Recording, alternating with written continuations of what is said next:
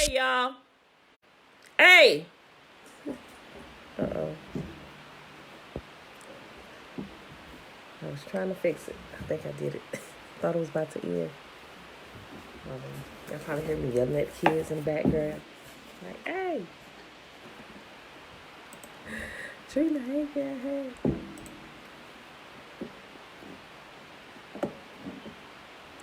My screen is buffering. I was just going to stop it and start it over, but I guess it's working. Hey, Tiffany, hey, girl, hey.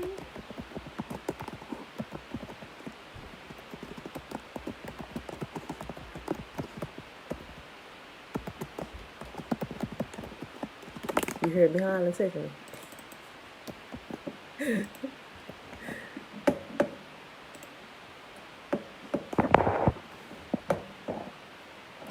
Robert, that's Robbie, that's Robbie. Yes, we want to do that. Okay.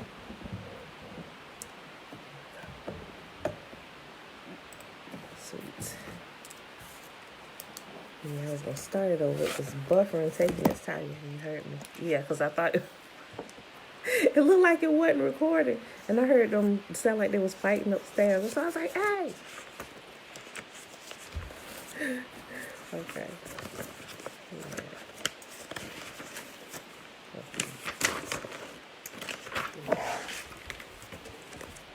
First thing in the morning, then it was all that darn noise.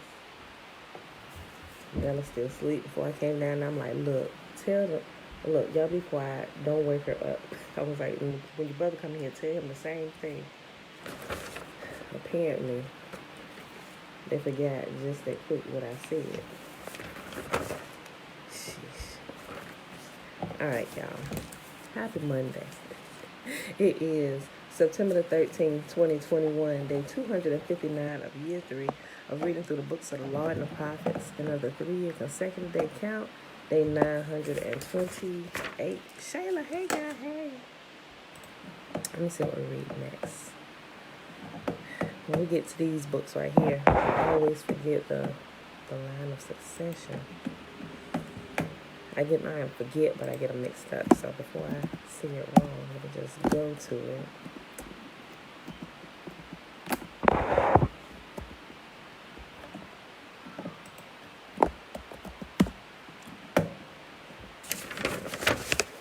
Yeah, I was about to say, we read Micah. Yeah. See, I would have said Micah. But it's Zephaniah, that's right. Okay. So we'll read Zephaniah 1, 2, and 3. And then we're going to pick up where we left off at yesterday on page 141 in chapter 5 of Caesar's Messiah. All right, y'all. So let's hurry up and do the Shema. Y'all hear? They loud and back. I guess I was being just as loud as they was. Y'all hear me holler? Mom, shalom. Aliyah, peace and blessings. Dream Sky Lover, shalom. Auntie, Belinda Brown, shalom. Betwabu. That's the first time I saw you say Betwabu. Betwabu. Okay. All right, y'all. Bring up the Shema. It's found in Deuteronomy chapter 6, starting at verse 3. Hear, therefore, O Israel, and observe to do it, that it may be well with you, and that you may increase mightily as Yahuwah, the mighty one of our fathers, has promised us in a land that flows with milk and honey. Hear, O Israel, Yahuwah, our mighty one, he is one. And you shall love Yahuwah, your mighty one, with all your heart, with all your soul, and with all your might. And these words which I command you this day shall be in your heart. And you shall teach them diligently unto your children, and shall talk of them when you sit in your house, and when you walk by the way, and when you lie down, and when you rise up. And you shall bind them for a sign upon your hand, and they shall be as frontlets between your eyes. And you shall write them upon the posts of your house and on your gates. And Yahuwah commanded us to do all these statutes, to fear Yahuwah, Almighty One, for our good always, that he might preserve us alive, as it is at this day. And it shall be our righteousness if we observe to do all these commandments before Yahuwah, Almighty One, as he has commanded us. All right, y'all. Let's hop right to it. Zephaniah chapter 1. Coming judgment against Judah. Yahuwah gave this message to Zephaniah when Josiah, son of Ammon, was king of Judah. Zephaniah was the son of Cushi, son of Gedaliah, son of Amira, son of Hezekiah. I will sweep away everything from the face of the earth, says Yahuwah. I will sweep away people and animals alike.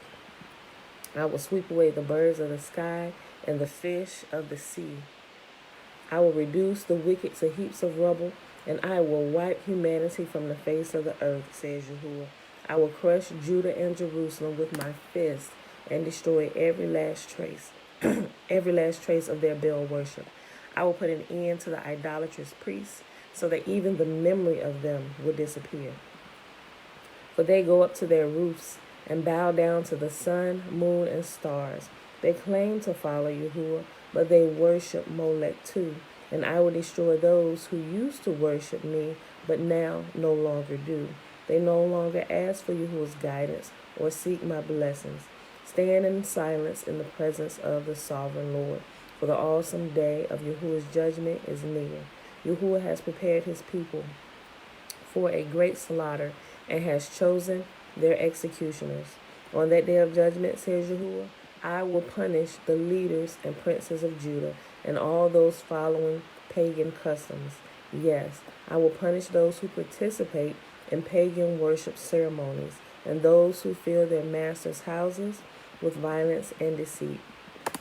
On that day, says Yahuwah, a cry of alarm will come from the fish gate and echo throughout the new quarter of this city, and a great crash will sound from the hills. Wail in sorrow, all you who live in the market area, for all the merchants and traders will be destroyed. I will search with lanterns in Jerusalem's darkest corners to punish those who sit complacent in their sins. They think Yahuwah will do nothing to them, either good or bad, so their property will be plundered, their homes ransacked. They will build new homes, but never live in them. They will plant vineyards, but never drink the wine from them. That terrible day of Yahuwah is near. Swiftly it comes, a day of bitter tears, a day when even strong men will cry out. It will be a day when Yahuwah's anger is poured out, a day of terrible distress and anguish, a day of ruin and desolation, a day of darkness and gloom, a day of clouds and blackness, a day of trumpet calls and battle cries. Down go the walled cities and the strongest battlements. Because you have sinned against Yahuwah, I will make you grope around like the blind. Your blood will be poured into the dust, and your bodies will lie rotting on the ground. Your silver and gold will not save you on that day of Yahuwah's anger, for the whole land will be devoured by the fire of his jealousy. He will make a terrifying end of all the people on the earth. Zephaniah chapter 2, a call to repentance. Lavan, blessings. Gather together. Yes, gather together, you shameless nation. Gather before judgment begins, before your time to repent is blown away like chaff. Act now before the fierce fury of Yahuwah falls, and the terrible day of Yahuwah's anger begins. Seek Yahuwah, all who are humble, and follow his commands. Seek to do what is right and to live humbly. Perhaps even yet Yahuwah will protect you from his anger on that day of destruction. Judgment against Philistia. Demi Shalom. Gaza and Ashkelon will be abandoned. Ashdod and Ekron torn down. And what sorrow awaits you, Philistines, who live along the coast and in the land of Canaan. For this judgment is against you too. Yahuwah will destroy you until not one of you is left. The Philistine coast will become a wilderness pasture, a place of shepherd camps and enclosures for sheep and goats. The remnant of the tribe of Judah will pasture there. They will rest at night in the abandoned houses in Ashkelon, for Yahuwah their God will visit his people in kindness and restore their prosperity again. Judgment against Moab and Ammon. I have heard the taunts of the Moabites and the insults of the Ammonites, mocking my people and invading their borders.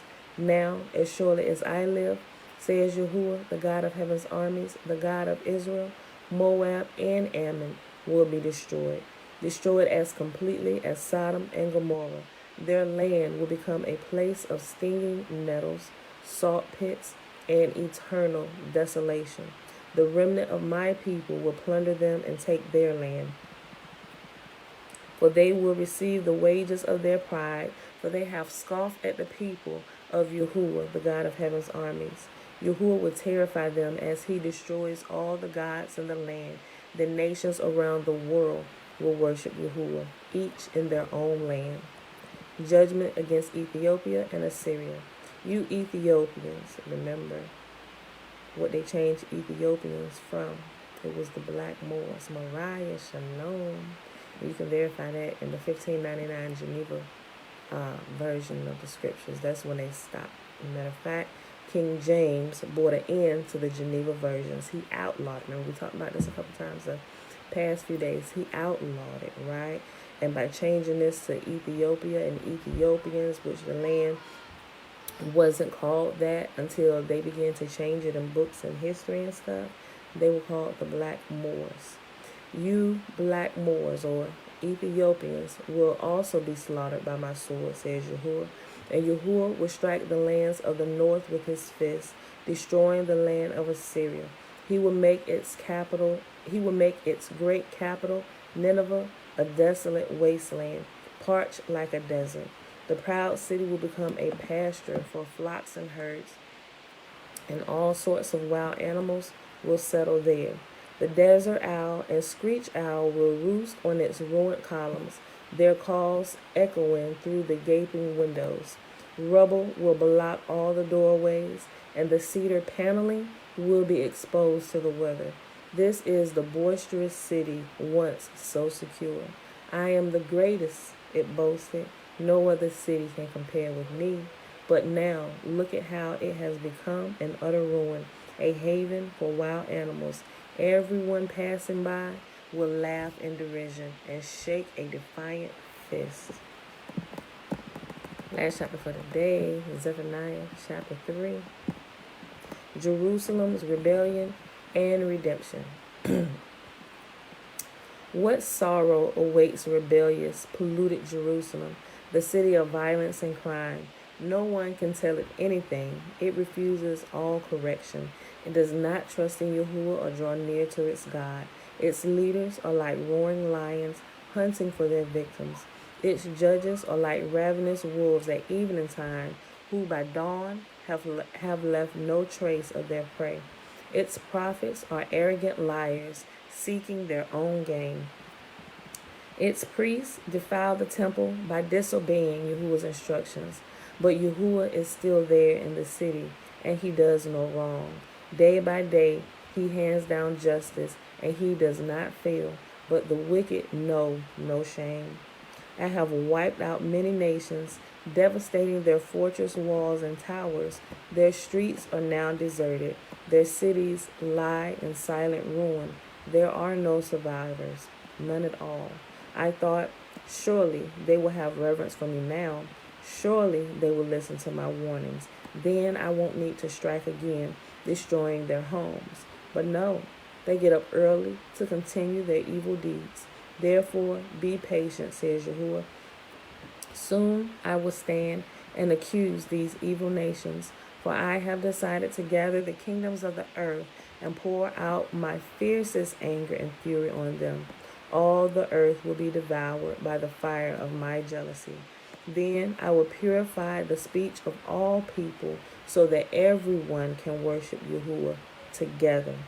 My scattered people who live beyond the rivers of Ethiopia will come to present their offerings. On that day, you will no longer need to be ashamed, for you will no longer be rebels against me. I will remove all proud and arrogant people from among you. There will be no more haughtiness on my holy mountain. Those who are left will be the lowly and humble, for it is they who trust in the name of Yahuwah. The remnant of Israel will do no wrong. They will never tell lies or deceive one another. They will eat and sleep in safety, and no one will make them afraid. Sing, O daughter of Zion. Shout aloud, O Israel. Be glad and rejoice with all your heart, O daughter of Jerusalem. For Yahuwah will remove his hand of judgment and will disperse the armies of your enemy. And Yahuwah himself, the King of Israel, will live among you. At last, your troubles will be over, and you will never again fear disaster. On that day, the announcement to Jerusalem will be, cheer up, Zion, don't be afraid, for Yahuwah your God is living among you. He is a mighty Savior. He will take delight in you with gladness, with his love. He will calm all your fears. He will rejoice over you with joyful songs. I will gather you who mourn for the appointed festivals, and you will be disgraced no more. And I will deal severely with all those who have oppressed you. I will save the weak and helpless ones. I will bring together those who were chased away. I will give glory and fame to my former exiles wherever they have been mocked and ashamed. On that day, I will gather you together and bring you home again. I will give you a good name, a name of distinction among the nations of the earth, and I will restore your fortunes before their very eyes. I, Yahuwah, have spoken. All right, y'all, and that was the entire book of Zephaniah, chapters 1, 2, and 3. And Wednesday, when we come back, we will be reading Haggai.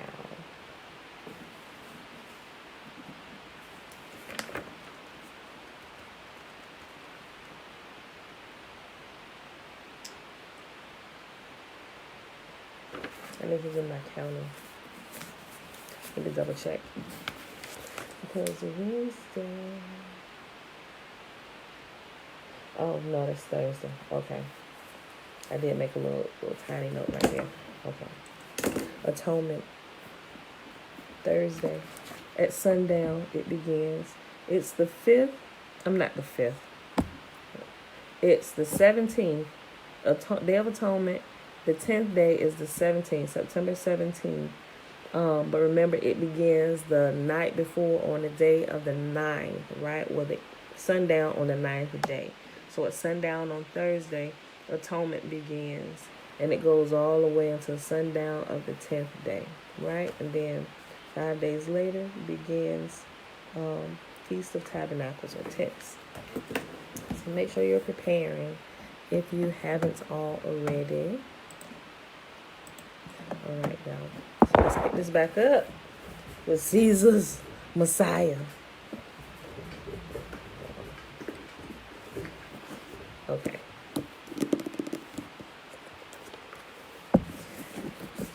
Okay, so we finished with the 34 list of comparisons, the ones he did right here between Titus and Jesus. And now he's going to, this next section is called The Entrance to the Typological System. Page 141. Caesar's Messiah. If you don't have it, and if you want it, you can get it from Amazon. I put the Amazon link in the description box, and I'll pin it also in the comment section. It'll be in both places, on YouTube and Facebook.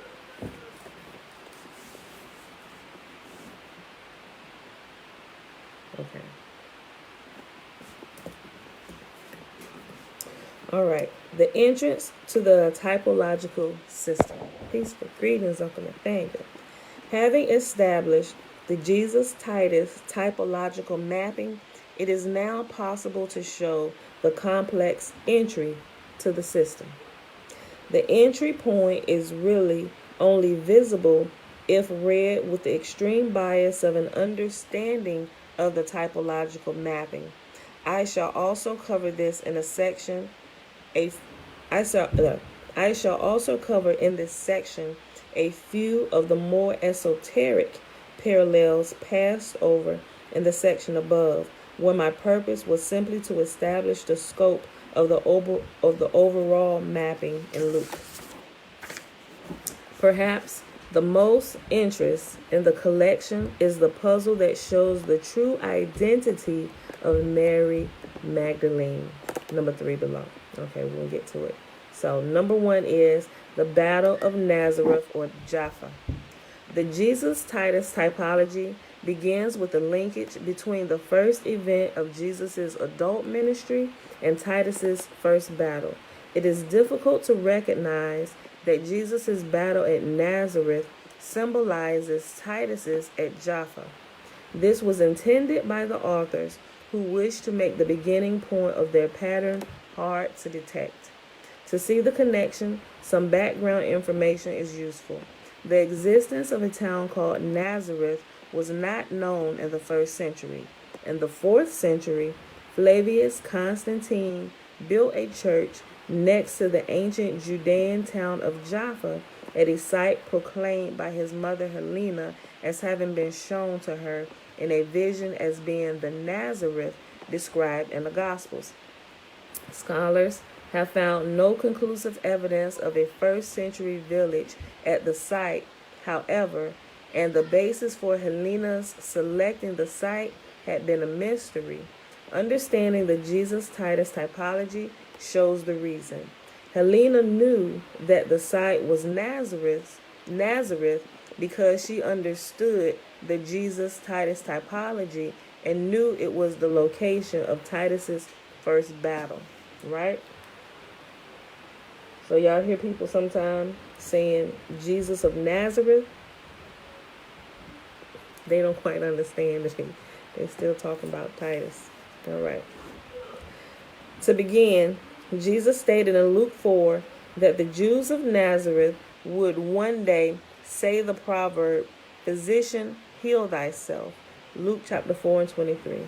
Jesus' prophecy comes to pass, so to speak, in Josephus' passage below concerning the Battle of Jaffa, when the role of the Jewish defenders became reversed.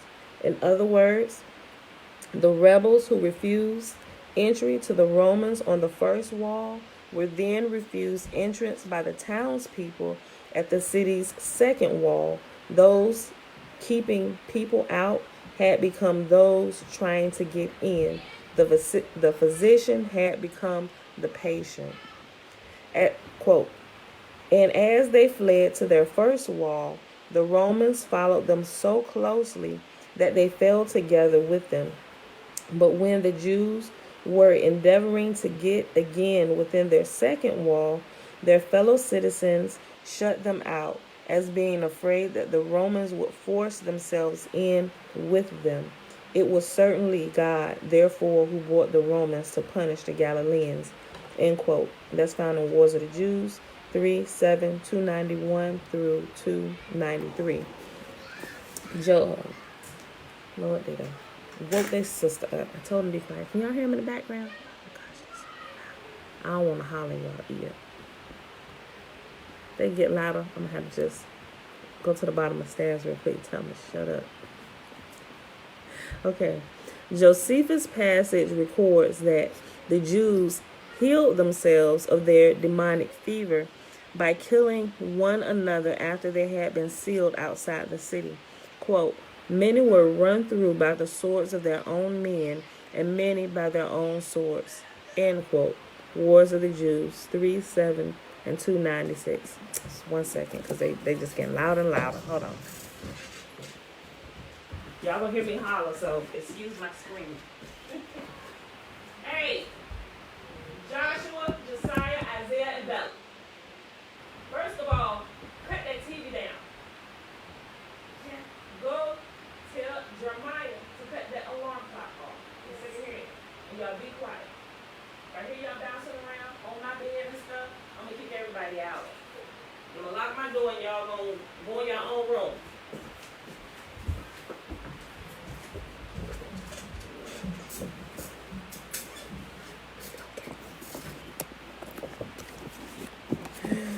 All right, y'all. Luke and Josephus then each go on to depict a struggle on a hill near Jaffa. The story of the townspeople in Luke 4 who attempt to throw Jesus from the brow of the hill at Nazareth is a symbolic representation, a typological foreseeing of the Galileans attempting to repulse Titus's troops from the wall of Jaffa. Quote, and they led him to the brow of the hill on which their city was built, that they might throw him down over the cliff. End quote. Luke 4:29. The event in Luke 4 sees the attempt by the townspeople to repel the Flavian army from a wall at Jaffa 40 years later. Quote, and when the soldiers brought ladders to be laid against the wall on every side, the Galileans opposed them from above for a while, but soon afterward they left the walls. Then did Titus's men leap into the city. End quote. And that's Wars of the Jews 3:7, 301 through 302. Next, Titus, represented by the Roman army, and Jesus both passed through the Jews that could not throw them over the cliff and go on their way to heal those possessed by the spirit of the demons in Galilee. Quote, then passing through the midst of them, he went his way. End quote. Luke chapter 4, verse 30. So when the fighting men, what in the world? So when the fighting men were spent, the rest of the multitude had their throats cut by Titus's soldiers. End quote. And that's the Wars of the Jews 3:7 and 304. Number 2, the demoniac at Capernaum who was the first to name the Christ. In Luke 4, Jesus then moves on to Capernaum, where he encounters a man who has a demon. The demoniac of Capernaum was the first person in Luke to declare Jesus was the Christ, saying that he knows that Jesus is the Holy One of God. Quote, then he went down to Capernaum, a city of Galilee. Now in the synagogue there was a man who had a spirit of an unclean demon, and he cried out with a loud voice, let us alone! What have you to do with us, Jesus, you son of Jesus of Nazareth? Have you come to destroy us? I know who you are, the Holy One of God. End quote. Luke chapter 4, 31 and 33 to 34. There was another individual who was possessed by a demon while he was at Capernaum, Flavius Josephus. These attributes were recorded in Josephus's autobiography. Quote, and I would have performed great things that day if a demon had not been my hindrance, for the horse threw me on the ground, and I was carried into Capernaum. End quote. You can find that in his biography called The Life of Flavius Josephus, page 72 and pages 402 through 403. A technique that was often used by the authors of Jesus Titus typology was placing details in other parts of the text to create parallels which would be too obvious if they were given in the same passage. For example, in the passage below, where Josephus declares Vespasian as Lord, if he had both identified himself as having been possessed by a demon while he was at Capernaum, while also naming Vespasian as the Christ foreseen by Jewish scripture, the parallels between the historian and the demon-possessed character in Luke 4:33 would have been transparent.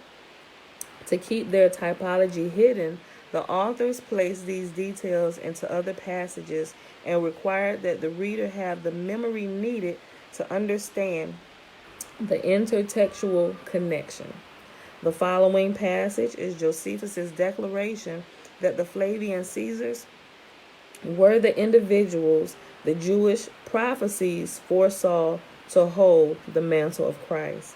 Notice that Josephus's reference to the dynasty of Vespasian is the basis for the Christian concept of the Trinity. That is, a Godhead of three individuals, Father, Son, and terrible Spirit. That's going to be our title for today. Hold on. Look, I wasn't cracking making a joke right there. He actually said that. He got Father, Son, and terrible Spirit. Hold on. Somebody going to get pissed with me today about this. But everybody that's here know those weren't my words, and I ain't making fun of people that's still walking around with this lie over their life. Hold on. Jerry, peace and blessings in the name of Yahuwah. Josiah, Shalom. Okay, let me read that again. Okay. The following passage is Josephus's declaration that the Flavian Caesars were the individuals the Jewish prophecies foresaw to hold the mantle of Christ. Notice that Josephus's reference to the dynasty of Vespasian is the basis for the Christian concept of the Trinity, that is, a Godhead of three individuals, Father, Son, and a terrible spirit, Vespasian's other son, Domitian. That's who the terrible spirit or the Holy Spirit was representing, Domitian's other wicked son, Domitian, which contains the Christ foreseen by Jewish scripture. Let me read that again. Notice that Josephus's reference to the dynasty of Vespasian is the basis for the Christian concept of the Trinity, that is, a Godhead of three individuals, Father, Son, and a terrible spirit, Vespasian's other son, Domitian, which contains the Christ foreseen by Jewish scripture. Quote, what did the most to induce the Jews to start this war was an ambiguous oracle that was also found in their sacred writings, how about that time one from their country should become governor of the habitable earth. The Jews took this prediction to belong to themselves in particular, and many of the wise men were thereby deceived in their determination. Now, this oracle certainly denoted the dynasty of Vespasian, who was appointed emperor in Judea. End quote. And that's in Wars of the Jews 6:6 and 3:12 through 3:13. However, what is most important for understanding this typology is simply that in both Josephus and the Gospels, a demoniac from Capernaum was the first to recognize the Christ, and that this occurs following a battle at Jaffa or Nazareth. Quote, thou, O Vespasian, art Caesar and emperor, thou and this thy son. Bind me now still faster, and keep me for thyself, for thou, O Caesar, art not only Lord over me, but over the land and the sea and all mankind. End quote. And that's in Wars of the Jews 3, 8, and 4, 1 through 4 and 2. I believe these are the page numbers, y'all. 3, 8, 4, 1 through 4, 2. I got to look at it because you got Wars of the Jews, and but it's another one. It's a few of them, as a matter of fact, and it's different volumes and stuff. So I'm just reading the numbers. I don't want to say it's a chapter when it's actually a page, and I don't want to call it a page when it's actually a chapter. So that's why I'm just saying it like I see the numbers. I'm gonna have to go open it back up to double check that.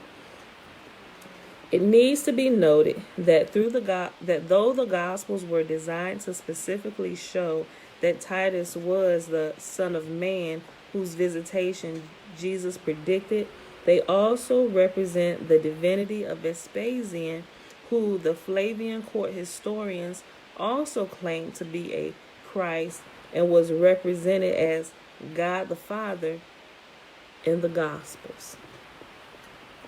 Number 3, which is why something starts seeming amiss when we spend a lot of time reading through the Torah. Then we get over into the New Testament, like, something ain't right. Can't quite put my hand on it yet, but keep reading, keep studying. It's going to shine brighter and brighter, right? Number 3, fever at the fishing town of Migdal Tarike.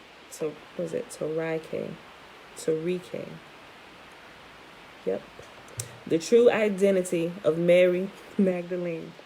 After his battle on the hill outside Jaffa and the demoniac of Capernaum's proclamation of him as the Christ, Jesus went on to cure Simon's mother-in-law of a high fever. Quote, now he arose from the synagogue and entered Simon's house. But Simon's wife's mother was sick with a high fever, and they made request of him concerning her. So he stood over her and rebuked the fever, and it left her, and immediately she arose and served them. End quote. That's Luke chapter 4, verses 38 through 39. To recognize the Luke-Josephus connection in this point, it is necessary to solve a puzzle revealing the name of Simon's mother-in-law. Solving the puzzle shows that Simon's mother-in-law's high fever was a pun on her real name, Mary Magdalene. In other words, the reason that Luke described Simon's mother-in-law's fever as high was because since she was Mary Magdalene, she had not one, but 7 demons inside her, per the quote from Luke below. To digress, it is of interest that Mary's 7 demons that were inside of her may be conjectured to be referring to her daughters. They were perhaps the 6 Marys mentioned in the Gospels and the sole Mary in Josephus. The character with the high fever in the Gospels was placed in a generation prior to Simon's, so she could allegorically be the mother to the 7 Marys, or remember, Marys represent rebellious females, right? Just like during the war, America would call the enemy Charlie. Every enemy soldier, that's Charlie. There go Charlie, there go Charlie, there go Charlie. It was the same thing with the Marys, right? Rebellious females were named Mary.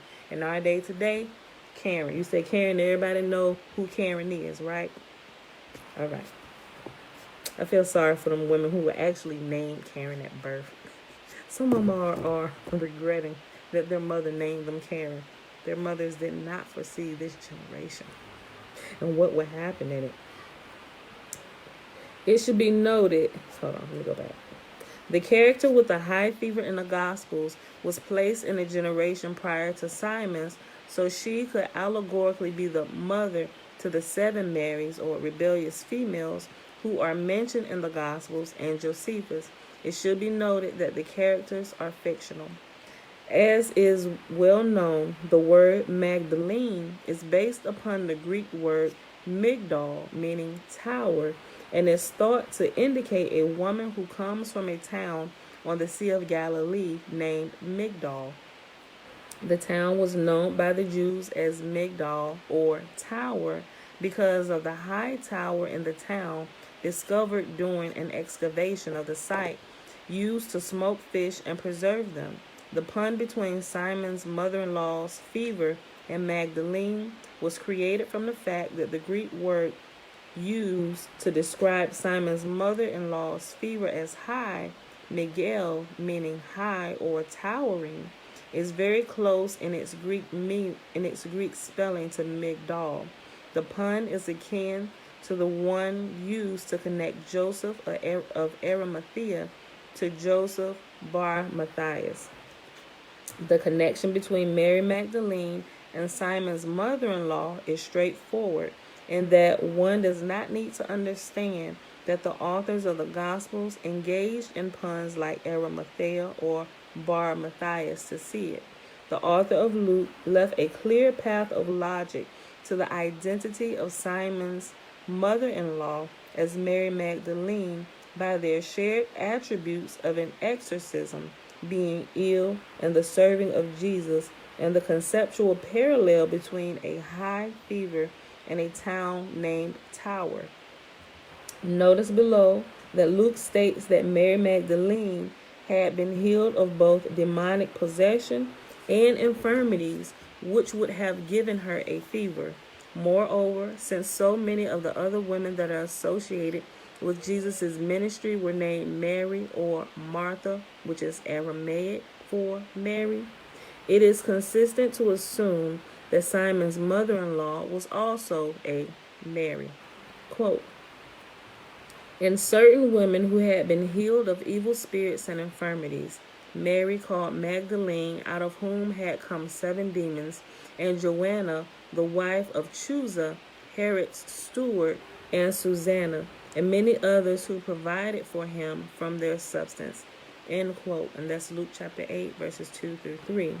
Luke also indicated that Simon's mother-in-law's illness was demonic possession by stating that Jesus rebuked the fever just as he did earlier in the same passage when confronting a demoniac.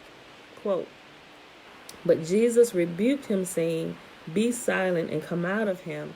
When the demon had thrown him down before them, he came out of him without having done him any harm." End quote. Luke chapter 4, verse 35. The Roman wordsmiths had a clear objective with their pun on Migdal. As noted above, the word Magdalene is based upon Migdal, or tower, which was the name of a fishing town on the Sea of Galilee.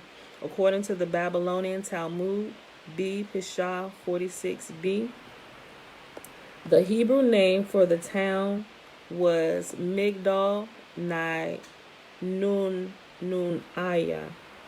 Nunaiya, which means Tower of Fish.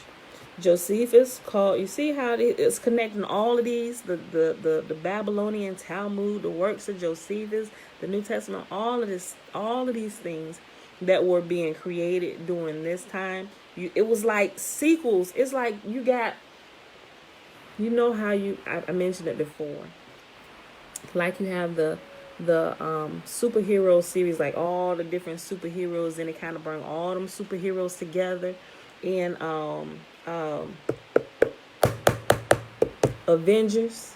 And then you have Endgame, and you see all the superheroes from all the characters. It's like one of these things. And they break them up into individual stories. So if you read one little story over here and one little story over here, you kind of left wanting, because each little movie or mini series leaves you thinking about something, but then they come out and they create like a sequel to it, or they do like a mini series that answers questions that were kind of presented to you, different scenarios that were presented to you, and I wonder what happened there. Then boom, here comes a sequel that goes all the way back to the beginning and explains everything up to the point where this happened, and the last moment is like, oh, so that's what that was? That was him the whole time? Josephus. And the Piso family, y'all. He called them Roman wordsmiths. Okay. Josephus called the city of Migdal by its Greek Tariche, which comes from the Greek word Taricheun, Taricheuein, meaning to smoke or preserve fish. In fact, the smoked fish of Galilee were famous throughout the Roman Empire, and was likely the inspiration for the fishing for men metaphor in the Gospels. To understand the author's point, one must recognize that the rebels who were fished by Titus came from the Galilean village called both Migdal and Tariche. You can find it in Josephus' Wars of the Jews 3:9 and 4:57. So the point of Luke's pun on Migdal is that the fishing town of Tyre or Migdal, like Mary Magdalene, had individuals with a high rebellious fever who were cured by Jesus. Josephus recorded another clue to assist the reader in understanding that the demonic possession of Mary of Migdal was the fever of Simon's mother-in-law, by recording that he also had a fever at Migdal that accompanied the demonic possession he suffered above. The witty point being that since Josephus had a demonic fever while he was rebelling from Rome, he was, in keeping with the logic of the Gospel's pun, taken to the place where people had a demonic fever, Tyrechi or Migdal. Quote, I continued feverish that day, and as the physicians directed, I was that night removed to Tyrechi. End quote. You can find that in his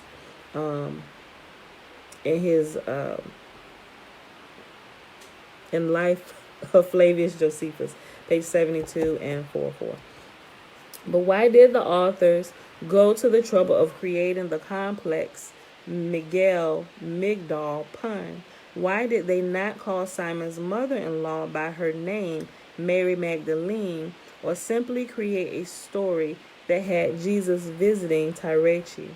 The point was to create a linkage to the fever at Tyrechi or Migdal. At this precise point in Luke's story, that was difficult to see. The authors of the Josephus Gospels typology concluded that it would have been too obvious to start the story of Jesus' ministry with stories about a battle on a hill near Jaffa or Nazareth, followed by the naming of the Christ by a demoniac from Capernaum, and then follow these parallels with stories about curing the messianic fever at Tyre or Migdol, and one describing fishing for men on the Sea of Galilee. To make the beginning of the parallel sequence more difficult to see, they used different names for the same locations: Nazareth for Jaffa, Migdol for Tyre, and hid the names of the demoniac of Capernaum and Simon's mother-in-law puzzles. Y'all ever see what is that movie? The movie with Will Smith. I think it was Collateral Beauty, something like that. I think it's Collateral Beauty. That movie where his daughter had died. And from the beginning, when you're watching this, as you get towards the end of the movie, as more of the clues and more of the visions and flashbacks become clearer, you realize that this is his story and that this was his daughter that actually died. But if you watch it from the beginning, and there's other movies that did that, but this was the first one that kind of came to mind, you begin to realize, like what they were saying, if they had added some of these same things at the beginning, people would have automatically just knew what it was, right? They would have just completely gotten it from the beginning. But to add more suspense to it, they spread it out just a little bit and put it in places where it's not so obvious, so it can keep your attention to the end. They want to keep you in suspense as long as they can before you figure out the truth of what's going on, right? Also, another movie, it's a lot of movies that do that really good. A lot of them. It's like, oh man, you got people guessing through the movie. This is exactly what this is, y'all. We see it all the time. That movie, it was Crash. Y'all ever seen that movie Crash? It was done like in the early 2000s, right? I believe, if I remember correctly, I think Keanu Reeves played in it. I could be wrong. I think it was Keanu Reeves though. No, I think that was the but anyway, the point of the story was there were, I think it was 4 different groups of people, and this is all happening on the same day, but 4 different groups of people, or it followed the lives of 4 different people. And as the movie began to play from the beginning, we looked at the life of one person, and then all of a sudden it switched. Who are these new characters? And then it switched again. Who are these people? They don't, like, they're not mixing within the story of the first 2 people. Then there's another set of people's lives that you follow. Then it goes back, and it keeps doing that up until a certain point. Then at a certain point in a movie, it kind of goes back, and so you can kind of see where all of these things is happening. It's literally all happening simultaneously at the same time. But they broke the movie up so it looks like it's different time periods, different days. But it's called Crash because as the movie goes on and it begins to unfold, it shows you how these 4 groups of people, literally, they started their day. This is the same day. Say they all started their day this day. And they're all of their lives kind of came together and crashed, and we realized it was one big scene. But they broke it up so you couldn't tell that right from the beginning, to keep you in suspense all the way to the end, to see how that. Wait, first of all, sis, who told you could get my sparkling waters? And why did you bring me 2? You bought one for me and one for you? I didn't ask for one. You opened mine. I'll give you one. Go upstairs and tell your brothers, because they sound like they're wrestling around on our bed. Tell them they're about to get kicked out. Let me sitting there to watch our TV. The time I said sit their butts down. They shut the door out you. They shut the door out you? Mm-hmm. They shut the door on her. I'm locking her out. Tell them I said open my door. They all gonna get out. And you will get to go in. Okay, so the movie is called Crash because it takes all those individual scenes and brings it together. And a lot of movies do that, but I think that was a really good movie. It's a really good. You can kind of go. You can look at that, and then while you're reading this, you can see this is exactly what this is. Josephus. Remember, they were some of the greatest historians, greatest writers in the world at this time. Yes, Robert Crash with Terrence Howard. Yes. Y'all gotta go watch that if y'all haven't seen it. You should be able to get it on. I don't know if it's on Netflix.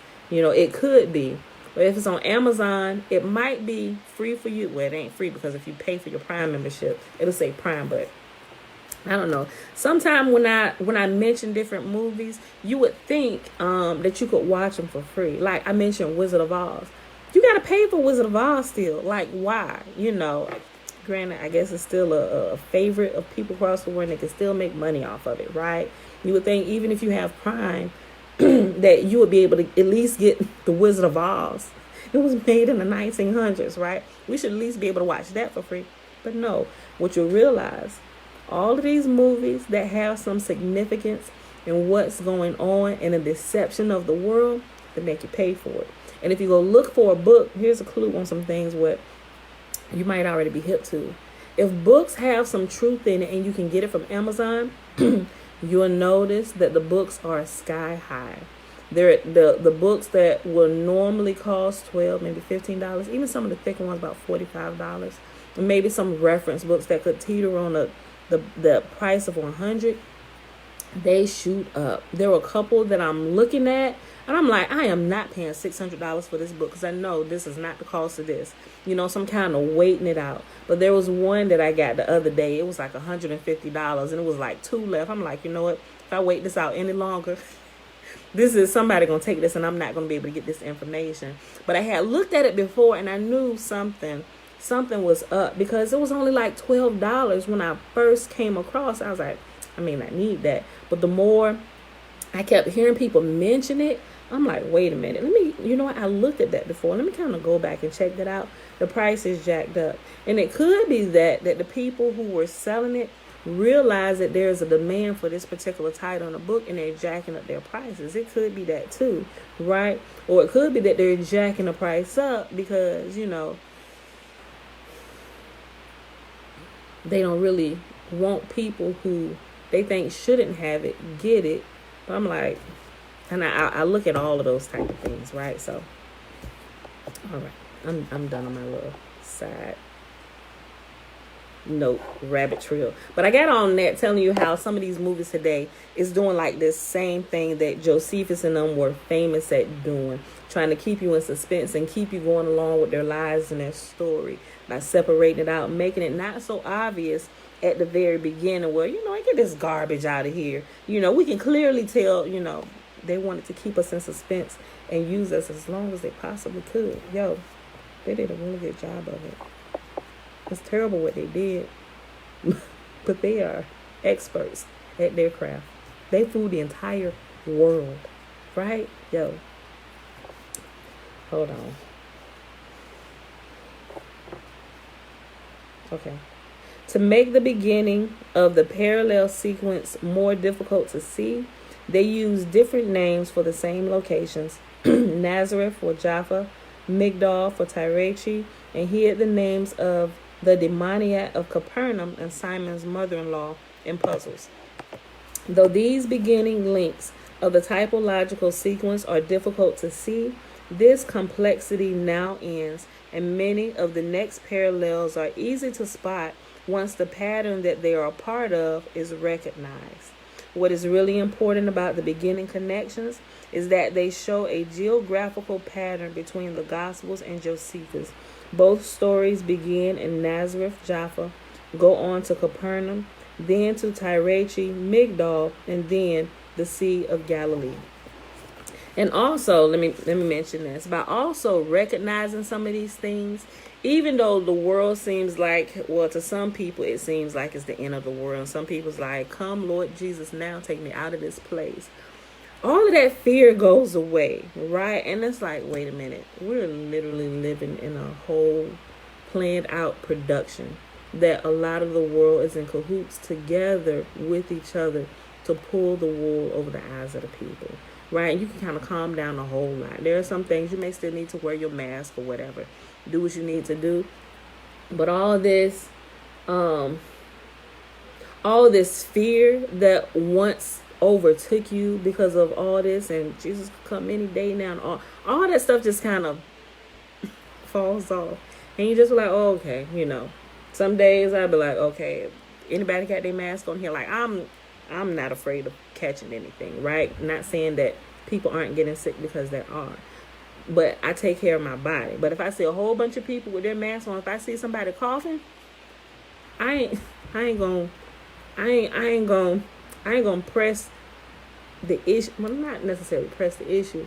I'm gonna be wise. If I see you hacking, because I know by coughing there is these droplets that could fly from your mouth into the air and they can float around. I understand that about health and stuff, not necessarily corona, but I understand germs and viruses and how they're spread. So I will put my mask on. If I'm in an area where y'all are over in y'all place, I'm gonna keep my mask off. I'm gonna breathe fresh air,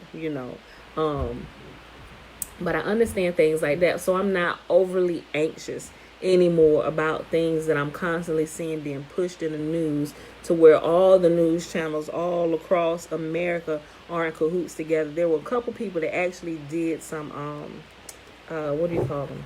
They put a lot of the news. I'm gonna see if I can find it. The title of it.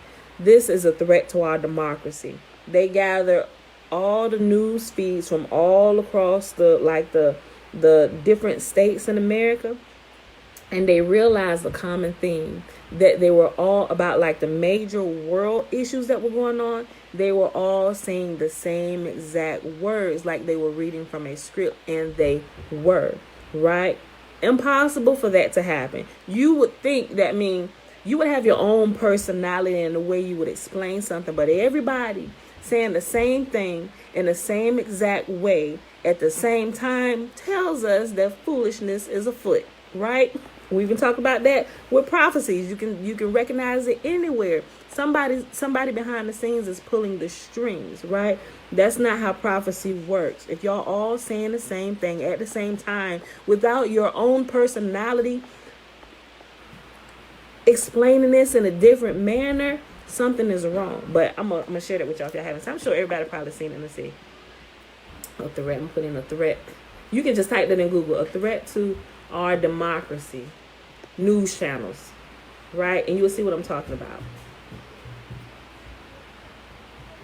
Right, so we see that same thing going on today. I haven't checked for updated ones with the corona, them putting it together, but they're saying the same exact thing. Somebody's pulling the strings to where even they're giving scripts to the newscasters and the anchors say these exact words, right? And it's further putting spells on everybody that's been taken by news channels and things like that, right? Some things we look to the news for weather and stuff like that, but some things we really go ahead. Some things we really do not need to be watching because it keeps us under the spell of delusion, and we're putting spells with words and the way they say things. A lot of people think they got to go do all this hocus pocus. No, a spell can be put on you by simply saying a certain set of words in a certain order, just what would seem to be to us in a normal way. But it's putting you in a spell. It's putting you in a trance, right? So you have to be mindful of these things, right? And when you can begin, like he just said here, hold on. Right here, he said, though these beginning links of the typological sequence are difficult to see, this complexity now ends, and many of the next parallels are easy to spot once the pattern that they are a part of is recognized, right? So once we recognize something, it's easy for us to see, oh, that's what that is right there. Be careful. Nope. Once we see it, we can't unsee it. And we thereby wake ourselves up and we're aware of our surroundings, and we don't continue to fall into the trap or fall into we step out of this line where the sheep are headed towards a slaughter. Y'all seen the movie Divergent?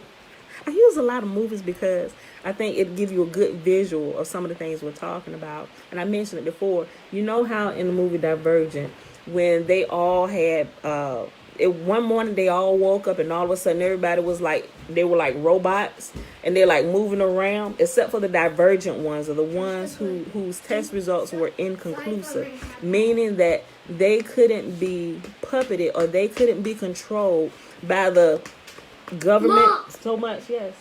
Where's my backpack? Hold on, it's upstairs looking at basket beside my nightstand. They couldn't be controlled by the government who were pulling the strings behind, i.e. with the spells and stuff that they had put on them. All of those ones who tested as divergent needed to stay hidden, otherwise they would kill them, right? Because the divergent ones would be the catalyst for change and waking up the sheeple, right? But when they realized what was happening, they kind of flowed with it. They didn't flow with it because, oh my gosh, let us get in line. They flowed with it to, like, everybody that was walking, they was just like robotically tying their shoes, and everybody getting up, everybody in the line walking. And once they started realizing, they just kind of did it and kind of got in and was looking like they was a part of it, while they looking around like this, like, what is going on? Why is everybody doing this? And then you catch eye contact with the other divergents, like, wait, what's going on? You know, but you're trying to, and you see the government standing by, watching everybody, making sure all the sheep are doing what they tell them to do. But the divergent ones, they haven't made themselves known yet. They just trying to figure out themselves. It's like waking up like, what in the crap is going on here? It's like we woke up like, what in the world, right? And so we still kind of, we're not necessarily walking with them, still being sheeple, but we're kind of moving in stride until we figure out what is going on, until we can see a way that we can break away and get out of there, right? And so once the government, the ones where they're watching them, when they turned their head and they saw the opening, they kind of made eye contact, like, there's our opening, let's get out here. And it's like, what is going on? And they huddle amongst themselves. Wait a minute. You hug again. I'm a hug right with you, boy. Mom. What? When you said where that was, I was not getting it. Yeah, but she came down here. Listen, She started crying. Yeah, look, first of all, I don't even know the password. I changed the password so much because y'all kept figuring it out that I forgot it myself. So we all trying to figure out what the passcode is to this thing. Y'all. But anyway. All right, y'all. I'm done for today. I'm done. But go watch the movies if y'all get a chance. I really don't have a lot of, I have to watch movies on the run. Like, while I'm doing stuff, I had to watch stuff on my phone. So it seemed like I sit and watch movies all day when I really don't. I just kind of let stuff play in my ear and kind of watch it while I'm doing stuff. I don't know. I like to use it because it's good. It's like good visual to use when you're teaching somebody something. You're trying to explain spiritual principles. Because I think Hollywood does a really good job with showing some of these things. Not that they were making movies with that in mind, but we can use it as a teaching aid. In a second. Plus, everybody's downstairs, so that's it for today. Yes. I can end it first. Can I end it for once? No. Can I end it? You better get the frog out your throat, boy. Mommy, can I get on your laptop? Because No, you cannot. they going on and I don't get on. care that they got on it. I got some work I need to get done. And y'all all need to plug y'all laptops in so they can charge. 'Cause y'all need to start. Y'all, I don't care that it's glitched. I want them typing two typing lessons done today. Two. Keep on, we're gonna make it 3. You got another face you wanna make? Okay, that's what I thought. Okay, y'all. Who hears this? Wait a minute, Sudie. Okay, y'all. It's Monday. Nope. Monday, September the 13th, 2021, day 259 of year 3 of reading through the books of the law and the prophets, and of the 3-year consecutive day count day.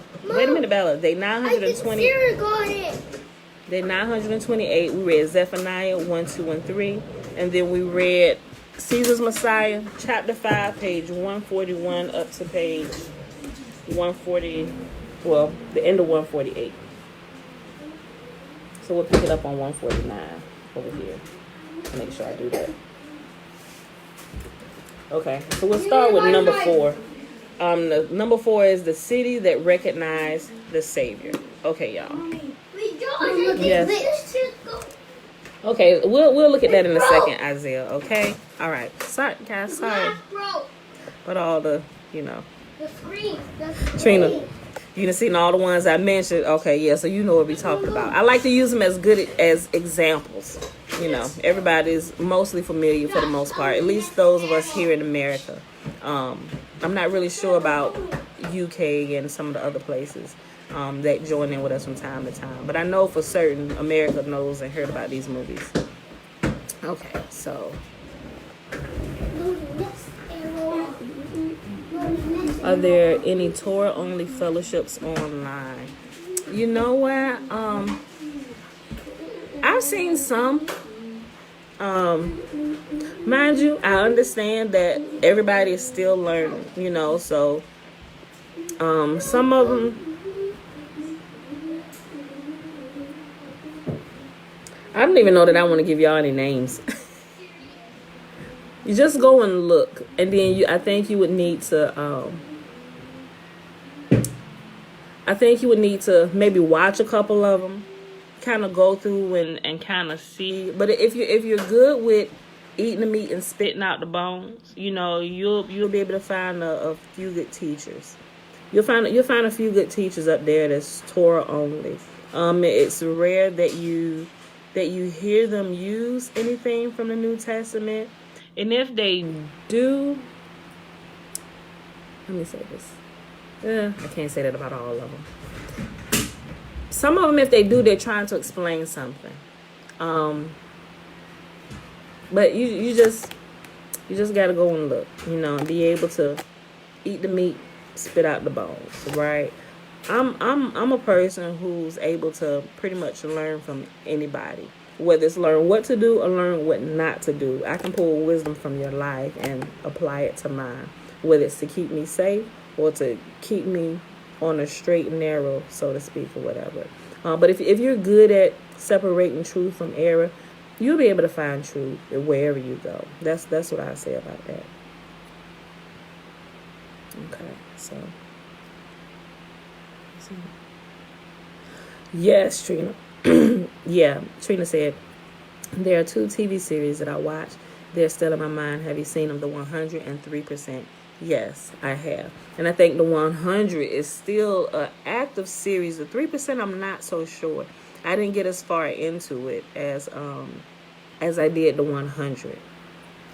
But the 100 was pretty good. There's a lot of things you can glean from that. So let me see. Let me keep this in my blessing. I'm gonna speak back on work. Okay. But yeah, it's a lot of good ones. Look, if I was I'm a little bit techie, but I'm working to get real techie to where I can use graphics and stuff, right? But I need to do a little bit of studying because I would love to be able to use graphics, like when I mention movies or something. But see, I don't know. I would have to do edits afterward because a lot of time I don't even know that depending on what we read, the movies will just come to me. I'll just think about certain things. So some of those things I can't do ahead of time because I don't plan out anything. I really don't. I just get up here every morning and all the stuff that comes to me while we're reading, things that I remember, I just share it. So I can't really prepare for that, so to speak. It would have to be something that I do afterwards, go through with edits and everything. A lot of times I really don't like to edit. I just upload it like it is. But some things I really do want to, because I think it'd be really cool to use graphics and maybe show different clips that I be talking about, right? So if I mention something, I think it'd be really cool if just for a quick second we can show that clip that I was talking about. I think it'll make it more interactive and more I don't know, it's just more fun, I don't know, maybe something later. Maybe one of my kids can develop that or something. I don't know, y'all. Anyway, the blessing is found in Numbers chapter 6, verses 22 through 27. Remember, first 21 verses is the Nazarite vow. Man or woman can take it. And Yahuwah spake unto Moses, saying, Speak unto Aaron and unto his sons, saying, On this wise you shall bless the children of Israel, saying unto them, Yahuwah will kneel before us, presenting gifts, and will guard us with a hedge of protection. Yahuwah will illuminate the wholeness of his being towards us, bringing order, and he will provide us with love, sustenance, and friendship.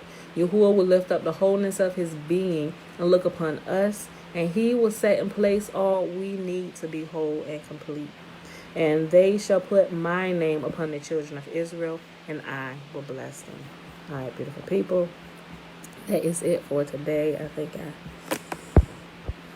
responded to everybody that said something. Okay. All right, y'all. All right, that's it. I love y'all. Tootie Baby and her brethren has gone outside to ride their scooters. So I'm going to end this today, right? All right. Love y'all. See y'all back here Wednesday. Remember, Sabbath has changed, so we won't be here tomorrow. See y'all Wednesday, 7:15 a.m. Eastern Standard Time. Bruce.